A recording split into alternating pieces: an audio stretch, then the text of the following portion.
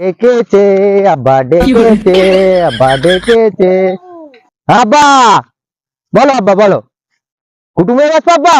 না, এমনি বসো, তোমার সাথে কিছু কথা ছিল। ও বলো আব্বা বলো। বলি, এই তুমি ক্লাসের পিছনের বেঞ্চে বসো শুনেছি, তা নিয়ে তো আমার চিন্তা হয়। বাবা ও নিয়ে চিন্তা করবে না, বই তো সবারই এক। আব্বা একটা কথা ছিল। কি বল?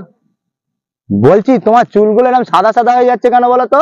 এই তোর চিন্তায়, তুই পড়াশোনা ভালো করে করিসনি, আমার পকেটটা সব সময় ফাঁকা করে দিচ্ছিস, বদমাইশি করছিস, তোর চিন্তায় তো আমার চুলগুলো সব সাদা হয়ে যাচ্ছে। ও এইবারে বুঝতে পারছি আমি। কি বুঝতে পারছিস?